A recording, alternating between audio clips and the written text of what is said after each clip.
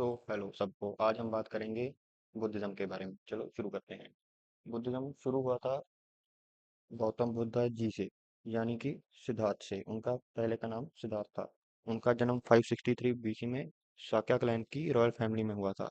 उनके फादर थे जो राजा सुशोधन। वो एक शाक्य था, वो क्षत्रिय क्लैन के वो लीडर थे, यानी राजा थे। और उनकी जो माता थी महामाया, वो कालिया रिपब्लिक की प्रिंसेस थी। नोट कर लीजिए, कालिया रिपब्लिक।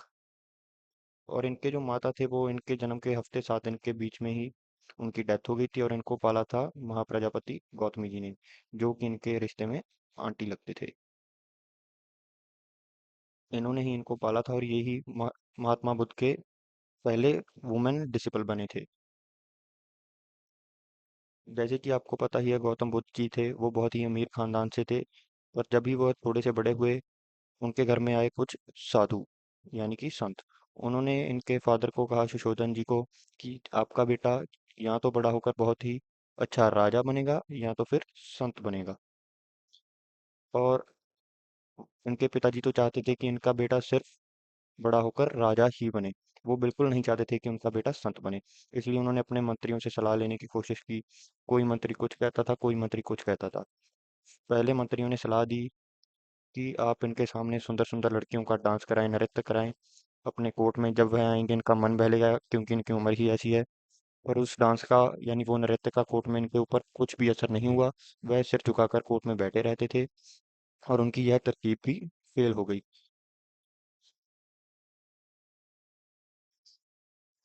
और यह तरकीब के बाद मंत्रियों ने एक और जुगाड़ लगाया, यानी कि एक और तरकीब निकाली। उन्होंने कहा कि इनकी आप शादी कर दीजिए। और इनकी शादी की, और ये तरकीब हालांकि कुछ समय के लिए काम भी आई। उन्होंने महात्मा बुद्ध की शादी कर दी यशोधरा जी से। उनकी शादी हुई यशोधरा जी से जब उनकी उम्र थी 16 साल। और इस शादी से उनको एक बेटा हुआ जिसका नाम था राहुल। पर यह तरकीब भी बहुत समय काम नहीं आई। महात्मा बुद्ध के अंदर का जो संत था वो उनको गृहस्थी जीवन से दूर लेके जा रहा था। और फिर वह अपनी जिद पर आ गए। और मंत्रियों ने फिर सलाह दी कि इनको आप घूमने के लिए भेज दीजिए, यानी कि उनको कहीं राज्य की सैर में भेज दीजिए।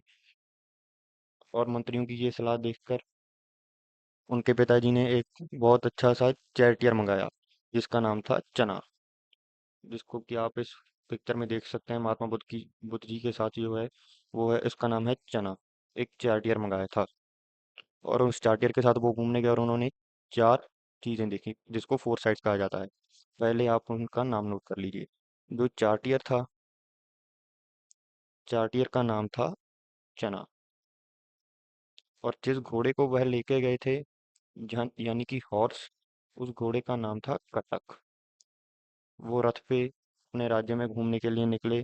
तो सबसे पहले उन्होंने देखा एक ओल्ड मैन, यानी कि एक बूढ़ा व्यक्ति। फिर उसके बाद उन्होंने देखा एक बीमार व्यक्ति। ये सीरियल वाइज याद रखना। फिर उन्होंने देखी एक मृतक देह, यानी कि एक मरे हुए आदमी को। फिर उन्होंने देखा एक एस्केटिक। ये आपके इंग्लिश में भी पूछा जा चुका है प्रीवियस ईयर क्वेश्चंस में।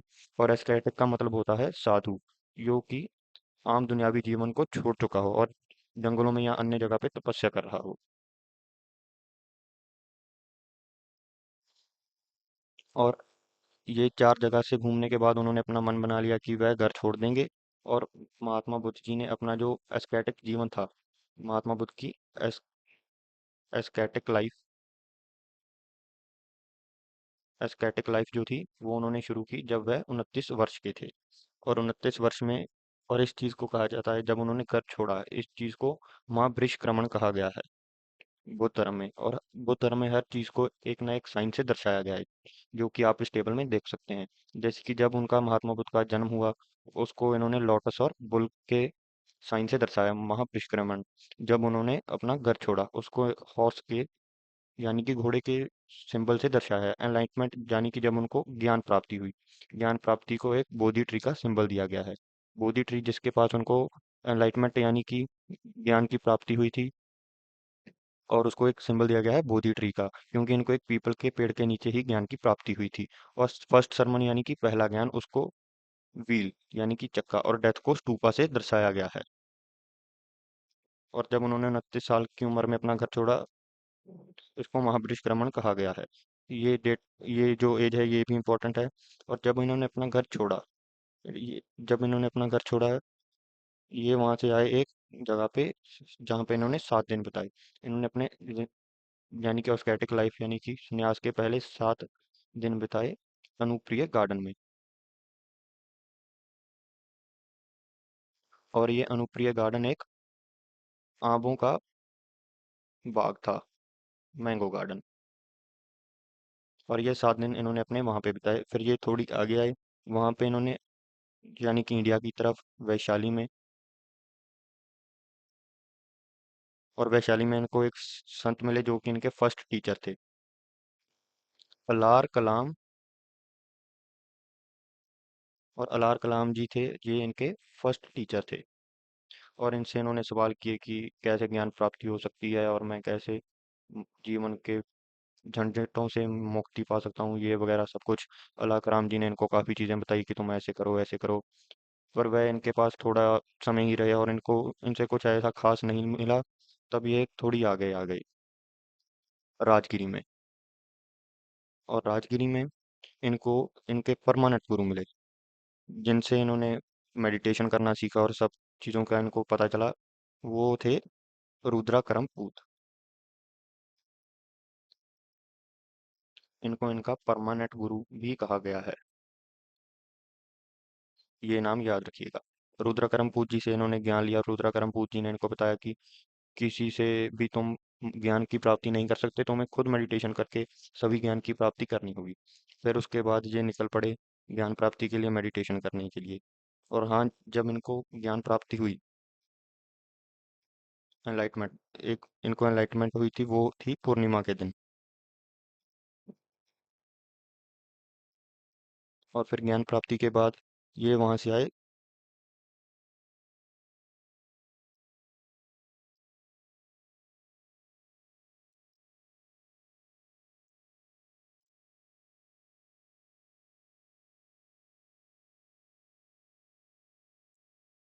ये वहाँ से आए उर्वेला में। उर्वेला एक जगह का नाम है। वहाँ पर ये महात्मा बुद्ध जी और 5 और सेंट मेडिटेशन कर रहे थे। तभी वहाँ पे कुछ इतिहासकार कहते हैं कि उर्मिला की थी वो महारानी थी, और कुछ कहते हैं कि वो जो थी एक काम गर्ल, औरत या फिर लड़की कह सकते हैं, काम लड़की थी, वो इनके लिए लाई खाना। और उस खाने को सिर्फ महात्मा बुद्ध जी ने खाने के लिए स्वीकार किया और बाकी के 5 संतों ने वो खाना खाने से इनकार कर दिया। और इसके भी कई कारण बताए जाते हैं। कई कारण तो हैं कि वो निम्न जाति थी, यानी कि कास्ट की वजह से उन्होंने खाना नहीं खाया। और कुछ इतिहासकार लिखते हैं कि उस गर्ल के पीरियड्स का टाइम चल रहा था, इसलिए उन्होंने वो खाना खाने से इनकार कर दिया। और कुछ इतिहासकार लिखते हैं कि वो भक्ति करते समय फास्टिंग कर रहे थे, यानी कि कुछ खा नहीं सकते थे, इसलिए उन्होंने खाने के लिए मना कर दिया। और महात्मा बुद्ध के ये खाना खाने की वजह से ये बाकी के संत, इनसे संत गुस्सा होकर वहां से चले गए। और वहां पर जब उनकी उम्र थी 35 साल, महात्मा बुद्ध की उम्र वहां पर थी 35 साल उर्बेला में। और वहां पर इन्होंने 49 डेज, इनकी उम्र थी 35 साल, और वहां पर इन्होंने 49 डेज कंटिन्यूस मेडिटेशन की। और 49 डेज इन्होंने मेडिटेशन की और वहां पर इनको एनलाइटमेंट मिली। और इनको एनलाइटमेंट मिली 49 डेज के बाद, तब इनकी उम्र 35 साल थी। और ये जो मेडिटेशन कर रहे थे वो एक पीपल ट्री के पास कर रहे थे, पीपल ट्री जो कि उर्वेला में था। और वहां पर ही पास में एक नदी थी जिसका नाम था निरंजना, निरंजना रिवर। याद रखिएगा, नदी का नाम है निरंजना रिवर।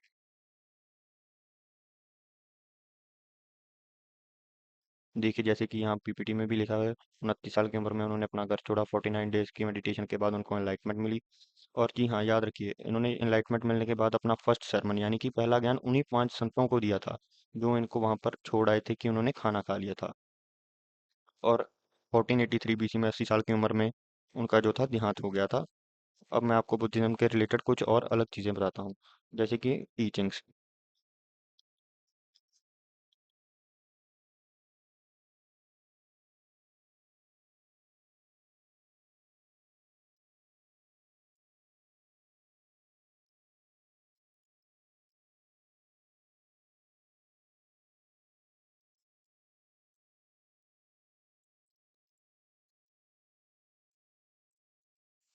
टीचिंग्स बताने से पहले मैं आपको एक चीज़ बतानी भूल गया, इन्होंने अपना जो फर्स्ट सरमन था, वो फर्स्ट सरमन इन्होंने अपने पांचों डिसिपल्स को पाली लैंग्वेज में दिया था। और इनके जो पहले वुमेन डिसिपल थे वो इनके ही आंटी थे, जो कि महामाया जी थे। और जो इनके फर्स्ट मेल डिसिपल थे, यानी कि पहले डिसिपल, सबसे पहले डिसिपल, उनका नाम था आनंद। ये थे फर्स्ट मेल, ये थे फर्स्ट फीमेल डिसिपल, याद रखिएगा। और महात्मा बुद्ध जी चाहते नहीं थे कि उनके कोई भी डिसिपल्स में लड़की हो, पर आनंद जी के कहने पर ही उन्होंने महामाया जी को अपने पहली फीमेल औरत को डिसिपल बनाया था। अब हम आते हैं उनकी टीचिंग्स पर। मध्यम मार्ग, इसका मतलब होता है कि निर्वाणा की प्राप्ति के लिए आप कुछ चीज़ों का जिंदगी में त्याग कीजिए। और टीचिंग्स में आप सिर्फ इनका नाम याद रख सकते हैं, पंचशीला, त्रितना। और ये जो त्रितना है, इसको थ्री ज्वेल्स ऑफ बुद्धिज्म भी कहा जाता है। थ्री ज्वेल्स ऑफ बुद्धिज्म,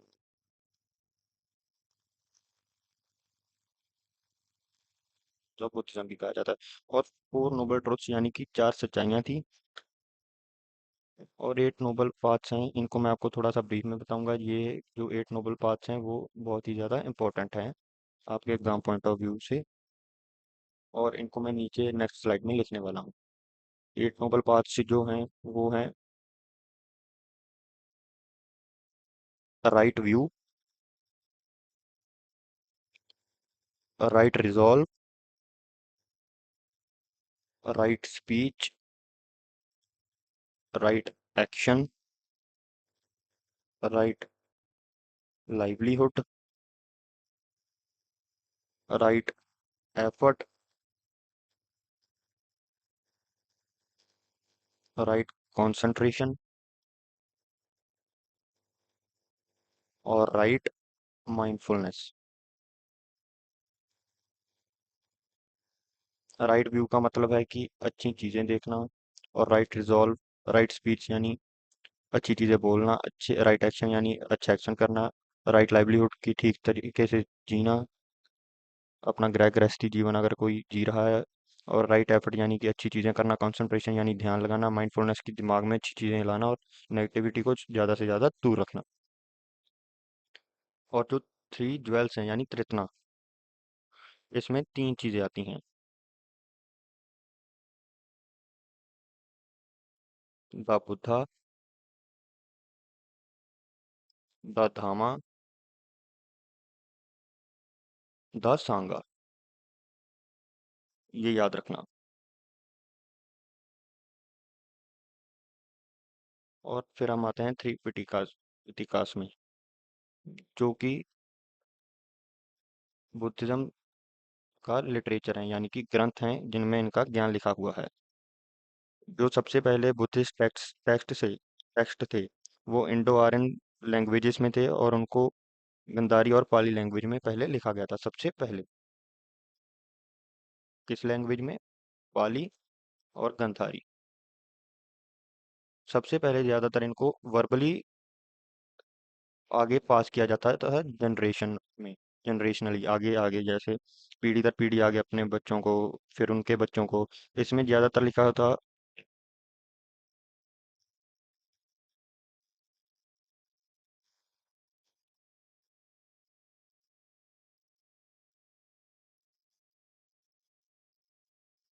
और हम सबसे पहले बात करेंगे त्रिपिटिका त्रिपिताका के बारे में। इसमें है, इसको हम यहाँ पर लिखेंगे, इसमें है विनया पिटाका, सुता पिटाका, और अभिधामा पिटाका। हैंड राइटिंग के लिए माफ़ कीजिएगा, इसको इम्प्रूवमेंट की ज़रूरत है, और हम बहुत काम भी कर रहे हैं इस पे। और फिर जो है विनय पिटाका, अब मैं इनकी बहुत ज़्यादा डीप एक्सप्लेनेशन में नहीं जाऊंगा, क्योंकि बहुत रेयरली पूछता है, और अब तक तो कुछ खास इसमें से पूछा भी नहीं गया है।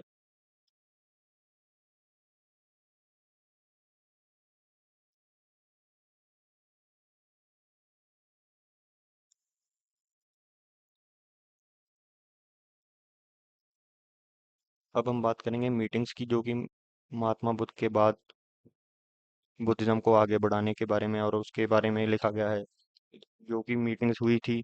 सॉरी, मैंने गलती से।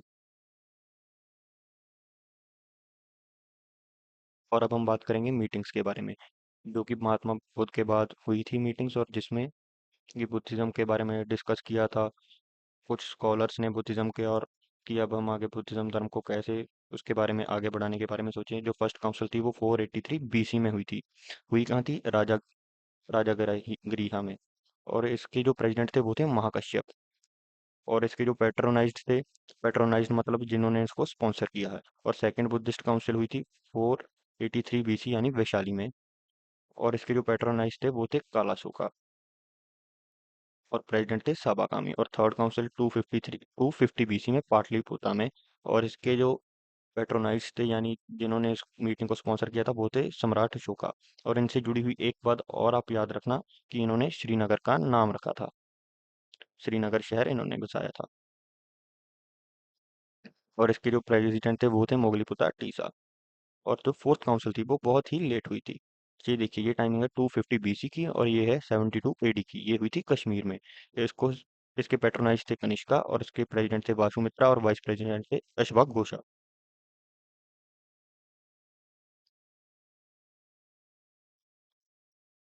और इस मीटिंग में, फोर्थ मीटिंग में कुछ हुआ था जो कि इम्पोर्टेंट है। इसमें जो थे बुद्धिज्म दो सेक्ट्स में डिवाइड हो गया था।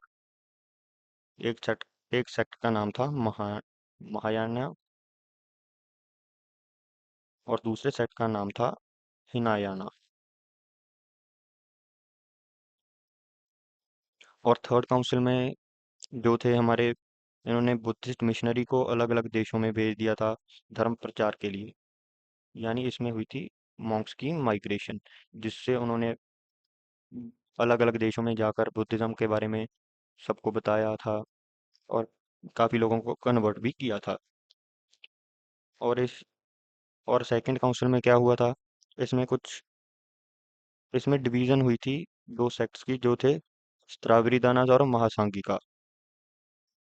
और जो फर्स्ट काउंसिल थी, first council is very important, क्योंकि फर्स्ट काउंसिल में जो चीज़ हुई थी वो एग्जाम में पूछे जाने के बहुत चांसेस हैं। इसमें जो थे टीचिंग्स ऑफ बुद्धा थे, जो वो 3 पिटकास में कंपाइल किए गए थे।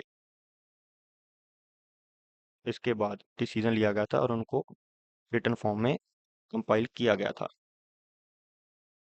जिसको हम त्रिपिटका भी कहते हैं, जो कि मैंने आपको यहाँ पर समझाया है। और यहाँ पर भी लिखा हुआ है, मैंने दोबारा से लिख दिया। चलो कोई बात नहीं। और अब हम आते हैं डिफरेंट सेक्ट्स।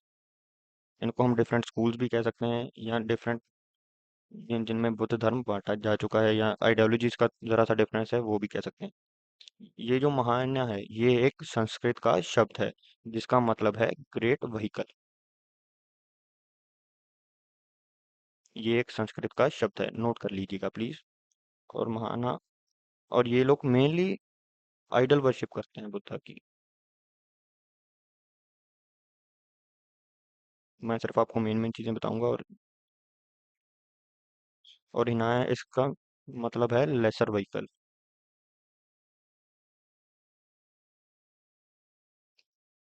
ये बिलीव करते हैं ओरिजिनल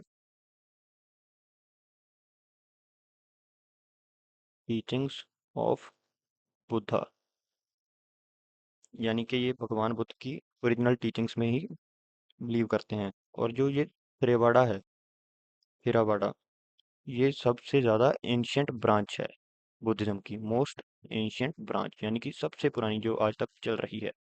और इसका जो ओरिजिन हुआ था, ये भी ओरिजिनल टीचिंग्स में ही मानते हैं महात्मा बुद्ध की, बट ये जो है पूरा डेवलपमेंट, यानी कि ये डेवलप हुआ था श्रीलंका में।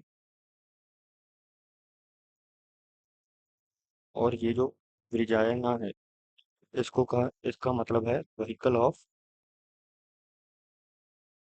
थंडरबोल्ट।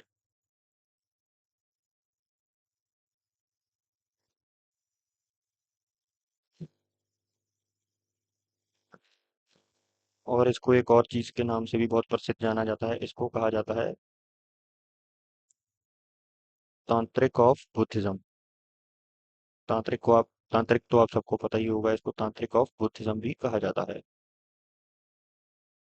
और ये जो जैन है इसके बारे में सिर्फ एक इम्पोर्टेंट चीज़ है जो आप लिख लीजिए, इसका ओरिजिन है वो चाइना में है, यानी कि ये ओरिजिनेट हुआ था चाइना में।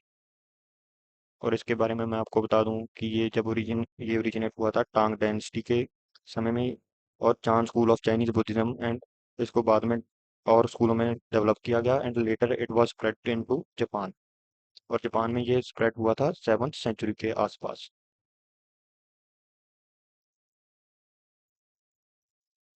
इसको अलग से नोट कर लीजिएगा। और ये ही आपके एग्जाम पॉइंट ऑफ व्यू के लिए बहुत ही ज़्यादा इम्पोर्टेंट है। और अब हम थोड़ा सा बात करेंगे डिक्लाइन ऑफ बुद्धिज्म, यानी कि बुद्ध धर्म का डिक्लाइन कैसे हुआ। बुद्ध धर्म का डिक्लाइन जो हुआ वो हुआ करप्शन ऑफ बुद्धिस्ट सांघास और रिफॉर्म्स इन हिंदुइज्म की वजह से। और डिवीजन हो चुकी थी बुद्धिस्ट लोगों की, यानी कि बुद्धिस्ट जो हाई अथॉरिटीज में थे, उन्होंने आपस में अलग अलग, यानी हम कह सकते हैं कि अपनी अलग अलग ग्रुप बना लिए। इसकी वजह से ये एक मेजर रोल था। और इसके डाउनफॉल का, यानी कि डिक्लाइन का मेन रोल एक रोल ऑफ हिंदू प्रीचर्स भी है, जिन्होंने धर्म को आगे बढ़ाया। और इमरजेंस ऑफ राजपूत हुन and Muslim invasion in India भी इसका एक मेन कारण है। और लगभग मैं आपको सब मेन चीज़ें समझा चुका हूँ। और हाँ, जो ये इनका जन्म यहाँ पर हुआ था, ये बहुत ही ज़्यादा, अब तो ये एरिया नेपाल में है, पर ये इंडिया के बॉर्डर पर ही है, बहुत ज़्यादा दूर नहीं है। धन्यवाद। अगर आप लास्ट तक वीडियो को देख रहे हैं तो चैनल को ज़रूर सब्सक्राइब करें। और आई नो मेरी हैंड राइटिंग बुरी है, we are working on to improve it.